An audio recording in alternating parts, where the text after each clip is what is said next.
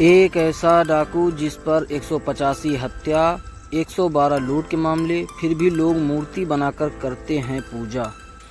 डकैत मान सिंह के नाम से रोंगटे खड़े हो जाते थे। बीहड़ में उसके नाम की तूती बोलती थी। उत्तर प्रदेश के एक गांव में डाकू मान सिंह का मंदिर बनाकर पूजा की जाती है। राजस्थान का धौलपुर जिला कुख्यात डाकुओं का ठिकाना रहा है। धौलपुर के चंबल में एक डकैत मान सिंह भी था। चंबल में मान सिंह डाकू के नाम की तूती बोलती थी। मान सिंह का जन्म उत्तर प्रदेश के आगरा जिले से लगभग 50 किलोमीटर दूरी पर राठौर गांव में हुआ था।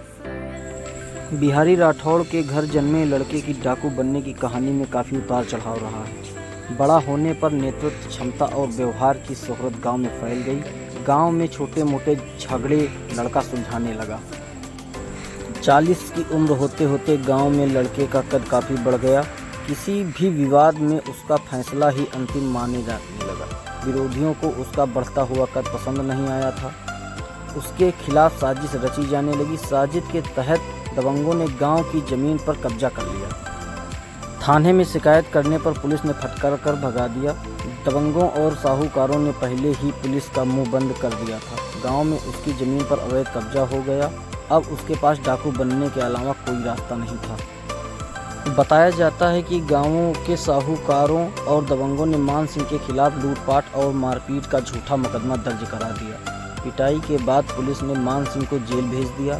कुछ दिन बाद जेल से छूटकर मान सिंह घर पहुंचा।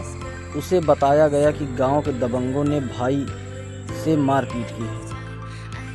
मान सिंह ने परिवार के साथ मिलकर दबंगों और साहूकारों पर धावा बोल दिया।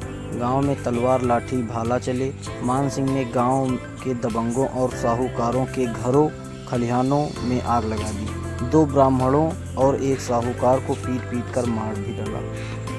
अंग्रेजी हुकूमत ने मान सिंह को उम्र कैद की सज़ा सुनाई। जेल जाने के बाद पुलिस ने 2 बेटों जसवंत सिंह और धनवान सिंह को मुठभेड़ में मार गिराया।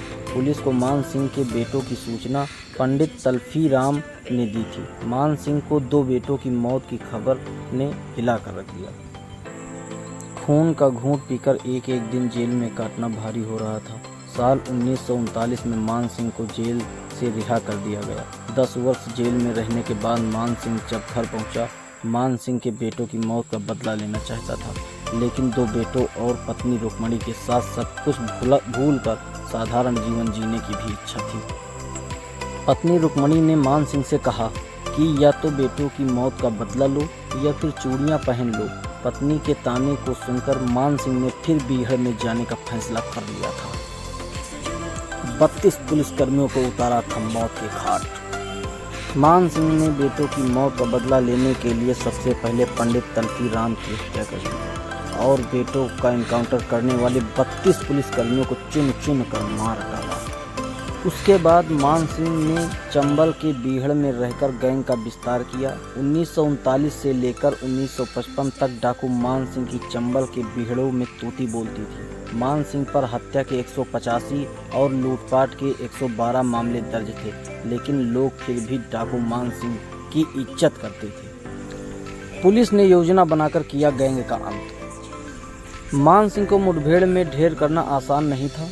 पुलिस को मुखबिर से सूचना मिली थी कि मान सिंह गैंग समेत भिंड जिले के लाउन गांव रुकने आ रहा है। पुलिस ने घर के मालिक को धमकाकर योजना में शामिल कर लिया था। योजना के मुताबिक मान सिंह की गैंग को खाने में जहर देना था। गैंग के साथ पहुंचे मान सिंह को मालिक ने जहर वाला दूध पिला दिया। दूध पीने के बाद सभी बेहोश हो गए। पुलिस ने गोलियों से भूनकर डाकू मान सिंह की गैंग का काम तमाम कर दिया। उत्तर प्रदेश के गांव खेड़ा राठौर में डाकू मान सिंह को चाहने वालों की कमी नहीं है। उसकी याद में मंदिर का निर्माण कराया है। मंदिर में मान सिंह के साथ पत्नी रुक्मणी देवी की मूर्ति स्थापित की गई है। प्रशंसक अब पूजा भी करते हैं। धन्यवाद।